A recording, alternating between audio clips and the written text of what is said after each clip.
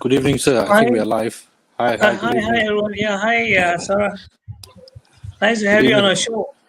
Yes, glad to be back again. Right, good to know that. I know you're very busy. After a long work day, you're joining us again, and it's always good to have you. Thank you for So having me. let's say for all of you watching, good evening and how to everybody, and welcome to Big Chief Channel. And today we have with us a guest. Um, he's no more a new guest anymore. He's already been here one time before this.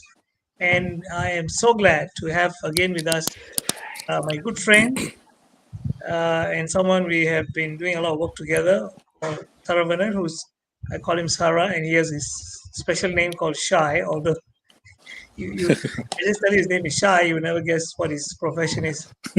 I will let him tell you and introduce himself to you and what he does. Okay, all over to you, Sarah. Thanks, Mrs. Zaya. Good evening, everyone. My name is, of course, Saravanan, but I have a stage name. Maybe a lot of you will be wondering what is stage name. Usually, all the guys in the entertainment industry they will have a very special nickname. We call it the stage name. So, I'm in the entertainment industry. I started as a DJ back in 1992. Yeah, at that time I was 17 years old during SPM. Yes. Then from DJ, along the way I became an MC. So the name changed, stage name, special name, became MC Shy. You won't believe that particular name actually got two very interesting story.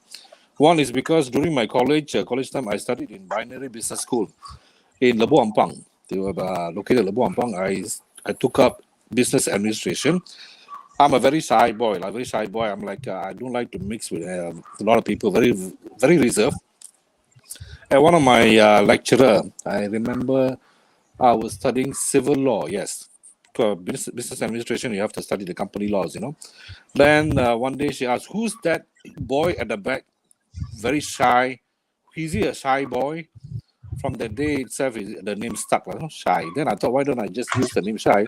Because there is another artist group R&B group that time very popular back in the early 90s called Shy. I thought, okay, let me just call myself MC Shy, lah, Right, DJ Shy. right.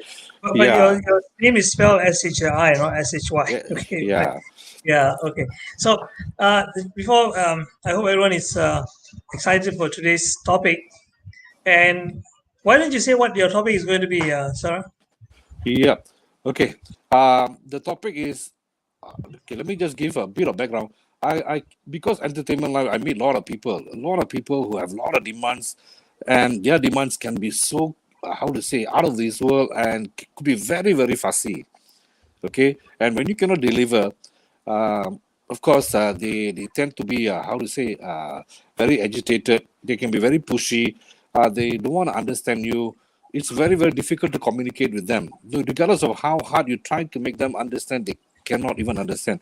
That is why today we are actually talking about this subject called handling crucial conversation at toxic workplace.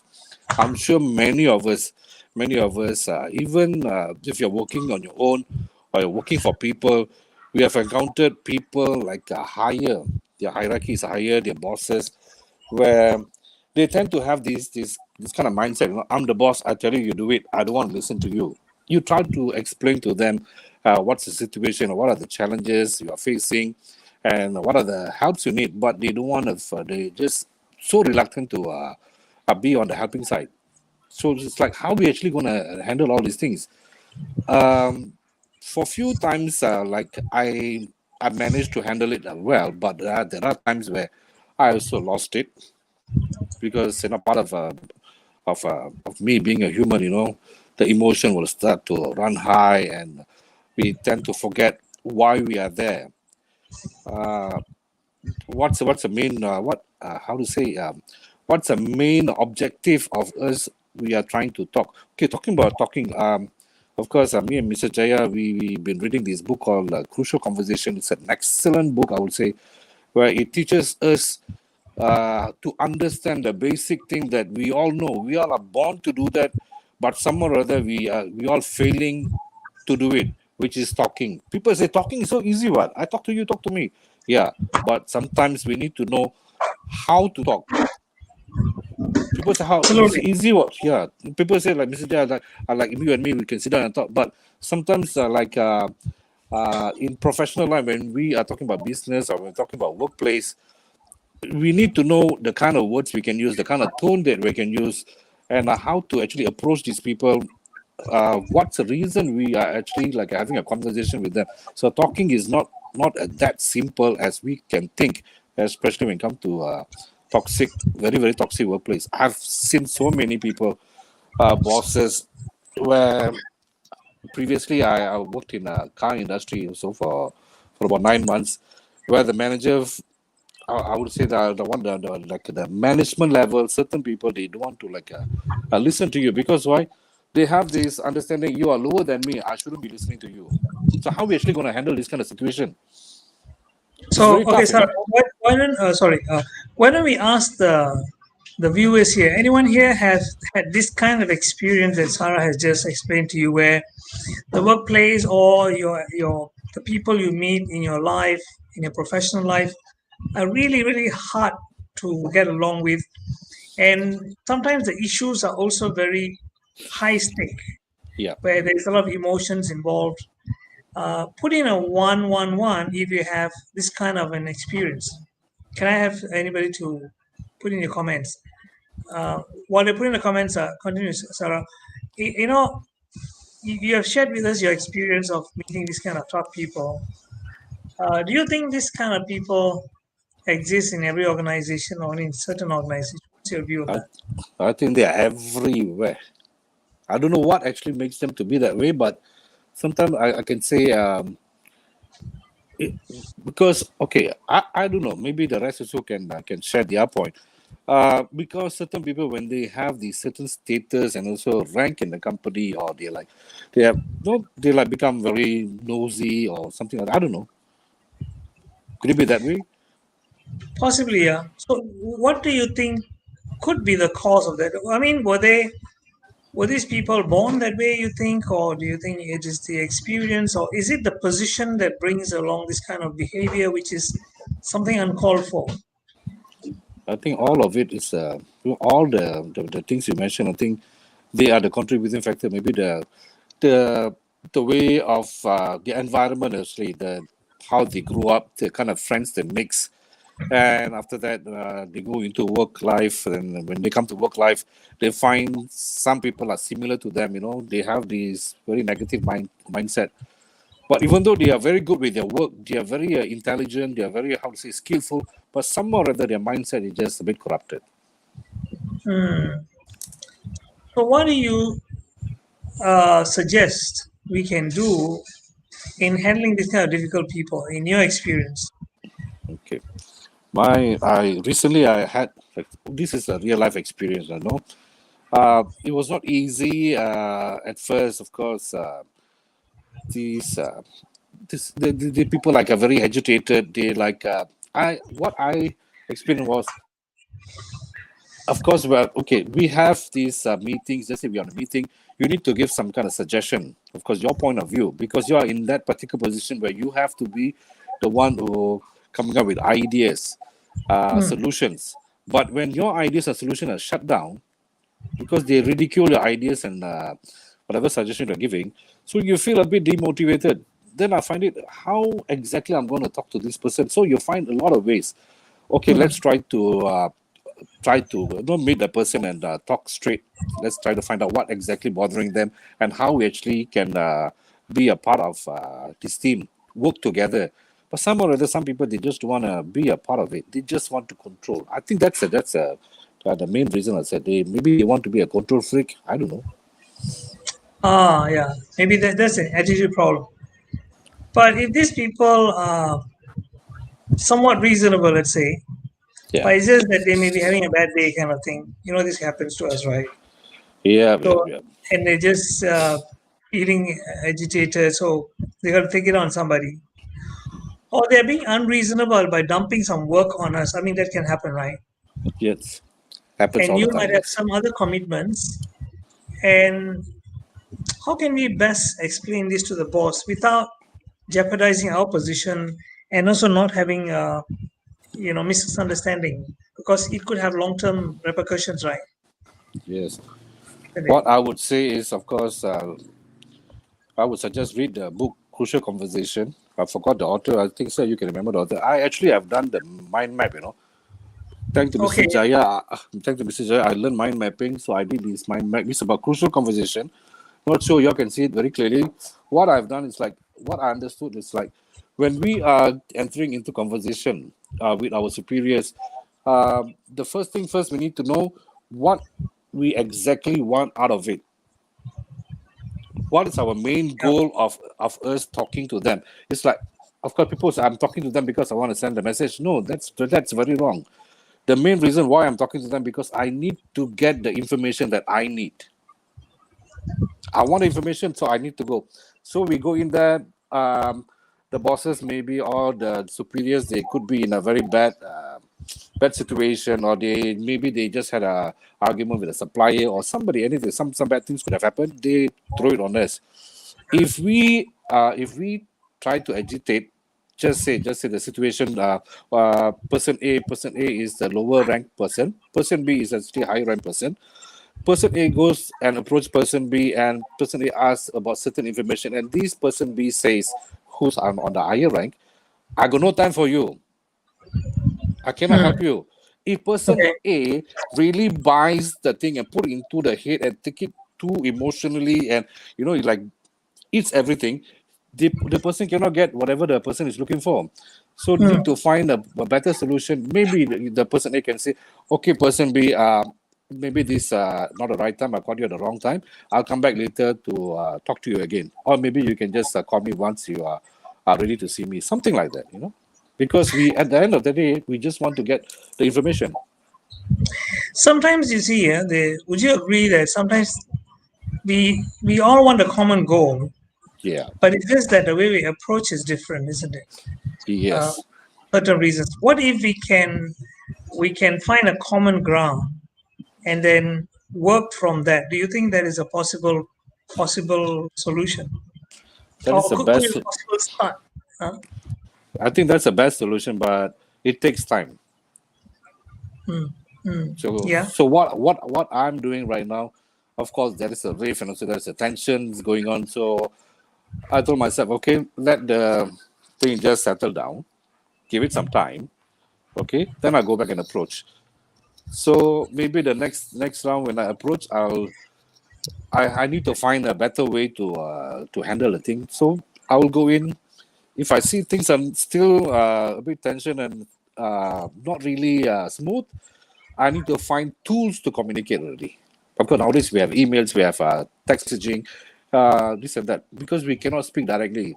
In order for us to get the message to that person, maybe we could just email or text. I need to speak to you regarding this and this and this and that. Please do contact me whenever you are free. I'm sure definitely the person will find a way to contact us or communicate with us. Communication is very important, I said, especially when Right. it I, comes to I do workplace. understand that. Yeah. Sure. But okay. That is if in case the decision can be postponed, or we have an opportunity to delay the communication. But sometimes it's on the spot. You're in a discussion, in a meeting. Many people are talking, and people seem to be shooting from their mouths, and you're like, we're going nowhere. Yeah. So in We that are kind of situation, what can we do? What can we do to maybe to relieve the situation, or to make things fall in place? meetings, we have seen more and more meetings always like very dragging, very boring. People don't really get whatever they're saying. This one, I would say, it's the responsibility of the person who's chairing the meeting. Sure. Because the person who's chairing the meeting, his goal is uh, to find answers, to find the information, to get all the details done, so whatever their goals they have set can be achieved. There are many people who will be joining the meeting. Sometimes the directors will be there, their peers will be there, lower rank, higher ranks people will be there. Most of the time, if we notice, we are all guilty at one point or another. The lower rank people, we don't bother to ask their opinion. Even if they give their opinion, we don't appreciate. So how these lower rank people will feel? So most of the time when it comes to meeting, these lower rank people, they will usually will sit towards the back. Even if it's round table, they will just couldn't be bothered to be playing phone. Are we going to achieve this kind of are we going to achieve our goal if we have this kind of situation? So the chairman of the meeting should play a big role by like appreciating everyone's opinion. Okay, instead of ridiculing, people are always ridiculing. I'm guilty also. I used to do that. I'm not going to say I'm all that, but of course I also used to ridicule people, their ideas, and also the suggestion. Because why? Because they are the lower rank. I always think that, oh, these people are lower than me. They don't know anything. What they know? That's my But biggest sometimes mistake have you there. found that people lower than us might also have good ideas which Oh, we they may not have even think brilliant. ourselves? They always have brilliant ideas, like I said. We should always listen to them. Yes. Hmm. So I've So corrected can that I say that mistake. what you're saying is that it all depends on the ego of the superior or the person who is conducting the meeting? Yeah. Because sometimes if their ego is too great and they're just not open enough to accept, or not necessarily accept, but really be open to the possibility of other people's ideas coming in, isn't it? Yeah. So we're coming back to What the is to it? the to the simplest understanding of human behavior. We have heard these terms and sentences everywhere. People say, treat others the way you want to be treated. You're talking about the golden rule. Yes. So like Yeah. if I refer to my mind map, they said, okay, for crucial conversation, especially for meeting, you focus on what you want. From there, of course, if you like you already know what you want, then you need to ask during the meeting whatever opinions and suggestions are given. Are we uh, are we like acting like what exactly we want? Hmm. Okay, just say in the meeting, okay, I'm presenting something, then I'm asking for census. Okay, like I want people to vote for my I have a project, I want people to vote and support my project. Then when people don't support, when people don't really support, I get how to say, I get angry, I scold people. This is not Hmm. the right way to do. I need to find out the reason why they're not supporting my proposal or supporting my project. Then at least I need to, by doing that, I'm appreciating everyone's opinion. They could be right. They could be right. They could be wrong. But at least I appreciate the opinion and I can correct and do better for the future. So then after that, what will I do? What will I do? What do I really want in that particular meeting? I need to like the superior. I put myself. I'm as a superior who's chairing the meeting. I have a proposal. I have a project coming up. I really need this support from all my colleagues and my peers, my bosses. So I go in, then I ask, what do I really want for me, for others, and for the and how am I supposed to create the relationship between all these people who actually would support me in that particular project? Imagine you're presenting a presentation, and everyone in the meeting they say, yeah, I will support you, I will support you. But at the end of the day, when you really want to carry out the project, no one is actually there to support you Oh, why would you think that's so? because the only thing is because we are very bossy lah. They don't like us because we are very bossy. I'm only me right. Okay. Yeah. So when we have this problem of not willing to listen, not open to ideas, not willing to be a good listener, I would say, or an Yeah. empathetic listener, I think these problems arise, right? So Yes. there are many things blocking people from communicating effectively and moving forward in a smooth manner. Is that what you're saying? Yes, sir. Definitely. Okay, okay. And usually in this kind of situation, there are two things, right? There are emotions involved, strong Yes. emotions, Yes. and also the stakes are also high, right? Yes. I mean, in the sense that, I mean, we got it from crucial conversations, but it's things like you could lose a job, it could end up in a broken relationship. So where the stakes are really high, I mean, and the emotions are also flying high. These are the kind of conversations that people find it difficult to have, isn't it? Yes, definitely. And when we emotions are high, would you say that our thinking is affected and we can't think straight? Oh, definitely.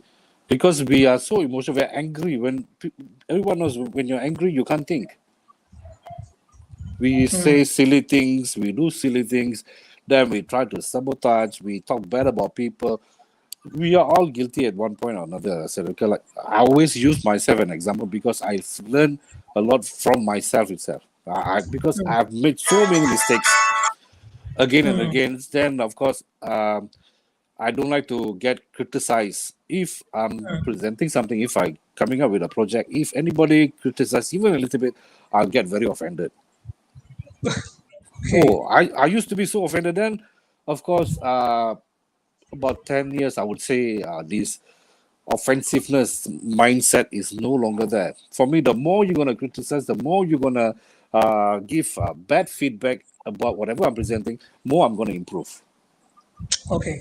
That's Yeah, a good attitude. I mean, if we could see things that way, yeah, and as they often say, feedback is the breakfast of champions. yeah, If you have that kind of a mindset, I think there won't be many problems, isn't it? It's just that when ego comes into play, and that's when people begin to say, "I'm better than you," or "I'm right and you're wrong." Is it? "Oh, I'm always right." That kind yeah. of things. Yeah. Let's hear from anyone here who would like to share their input. Anyone here had such a situation and managed to overcome that, or you still have working in such a problematic situation? Can you just put me or and so we can also take that. Oh, you have any questions for Sarah regarding relationships and this kind of difficult conversations? Just put it in the chat box as well. So Sarah, moving forward, uh, do you think there are people who shun those kind of difficult people? They say, I don't want to deal with him. But do you think that's a smart thing to do? Like, blocking all kinds of conversation with that person. I was just about to ask the same question. What will you do if you go to office every day? You have to see the person's face every day, but that is a person that you need to talk all the time to get things Mm, done in your office. I was like, mm, are we going to avoid them? Are we going to find a way to talk to them? Because this is a situation like that, okay? These two person, they could be at the same level, but because they have ego and because they don't want to give in, they don't want to talk, but they need to get the project done. So how they actually going to get it done? So just say me, I'm the most difficult person, and my colleague also same rank with me comes and asks, I need this information only because only you know about this thing. mm, Then I answer, I don't know, I cannot help you. So how this kind of thing is going to happen for the company? mm. What if also the same time I'm like the pet of the company, and how the lower rank people gonna handle this thing? This is very, very tough. Even I got no answer for this. I'm like thinking, okay, let's find an answer for this. I'm the pet of my boss. Okay, I'm just saying, I'm the pet of my boss. My boss loves whatever I'm doing, and I'm also very cunning. Whenever my boss is around, I'll make sure I'm doing my job. I'm doing even more than whatever I should do. I'm like doing other people's job to show that I'm the only one working. So Okay. how my colleagues are going to face this? People will find it very difficult. The only answer I can find is my colleagues will stop working for the place. That's all. Stop what working for? Yeah, they will quit. They will resign. Oh, okay, yeah, yeah. I mean That's that's that's the ultimate line, because yeah. yeah, definitely, yeah. So I think what you're saying is that these kind of toxic places are everywhere. But if there's something we can do about it, if you are rather than having this victim mindset of oh, I can't do anything about it, is there something that we could still handle? Some people seem to handle it very well without resorting to what you say, favoritism, or trying to ampu the boss line, Yeah. and trying to pretend to be very efficient and all that. Yeah. But don't you think those kind of people will soon be found out by the bosses as well? Some or other they will find. Uh, Definitely they will find out about it. But because like I'm the toxic, I still can perform my job. I can do better than anybody else. And because of this, yes, because I can do better than the rest of them. Okay, I always can find a solution. I become very big headed. This is the situation. This is the problem, I say. Mm. Yeah, yeah, So that is one. Yeah. So I think the best way to do this, maybe all the people who are working at the staff, they can find a mediator, find somebody who actually can break through this person to find out with Maybe that's one of the answers, right? What you just mentioned of mediator. I think that's good. Somebody higher up in the organization, higher than your present superior, yeah. ask them to mediate this. And I know sometimes mediation can be a problem because you're going to face your boss again after the mediation is done. Yeah. But if the mediation is done properly, do you think it can be a plus point in overcoming these kind of situations? Can, but I would say the other way is, of course, we need to just suck it up, eat all our ego, put everything at the side. Then maybe we can just try to create a safe conversation. Make it safe. I can say like I can approach the superior by saying that I really appreciate the kind of words I can use. I can really appreciate all you have done for me all this while, helping me with all the information and so with my work. But there are certain things also I need to highlight which are affecting my work, which I think the kind of professional or proper wordings could help to break the tension, I would say. I think that's a good point actually, Sarah, because when we use the right kind of words, Yeah. there are a lot of things you can do. Words are very powerful, isn't it? Yes. If you say the right thing in the right way, you can influence people.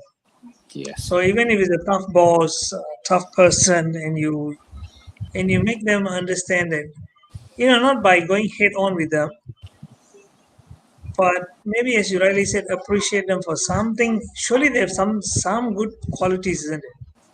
Yes. Yes. Then explain to them your real situation and why you can't do something or why you have a certain opinion. I think that might be a good direction to take. Yes. Donation also very important. I usually will do this very how to say silly way to tell people one simple word can be spoken or mentioned or expressed in many ways where it will give you different understanding or meaning. Just take the word hey. Hey, okay. Okay. If you want to flirt, how you use the hey. So A good just say question. you want to flirt, you will say hey, you flirt. If you want to scold the person, hey, Okay. you see, Right. if you want to create attention, hey, you see. So because I have experience in this standing, on the mic, on the stage, I'll tell people one simple word with different tonation, it creates different tension because it gives different meaning. So use it the right way. Totally different. Yeah. I like the word hey, as you said. It's absolutely. I think sometimes I used to say this as well. Sometimes a person can say no and can mean a yes. Yes, that's I know. Yes, that's very cool. Yeah, it depends on how you say it, right? Yeah, But if there was someone wants to say express a strict no, they say no. yeah, Then don't mess with me lah. yeah, But they say no, that's like a yes, inviting you to ask me some more. Come on, don't stop there. yeah. Yeah, you're absolutely right with that. So I think we're about to be coming to the end of the session. So in wrapping up, Sarah, what would you like to say to our viewers today? What is the one point you think can help people to set things straight? Let's say they're in a toxic workplace, they're having difficult conversations with their bosses, could be their anyone else, it could be their customers and all. What is the one thing you would like to tell these people so that they can keep in mind next time they go into such situation? Or they could be in such situation already right now. Well, they just need to have the goal of what they trying to create from the conversation and what exactly they expect the result to be, and they have to approach it with a very professional and also very polite manner. It can be done. Hmm.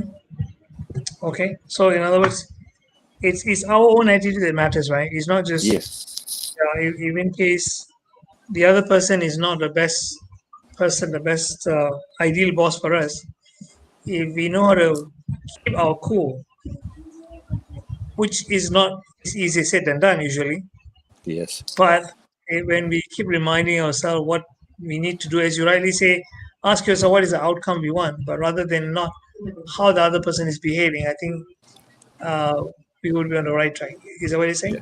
Yes, sir. Definitely. Absolutely. So, so those of you who are watching now, if you have any comments, please leave it here. And if you're watching later as well, please put in your comments. We'll read your comments. We'll give you some feedback. If you don't have any comments for now, thank you for watching, and we will see you at the next episode on next Friday. So back to you, Aaron.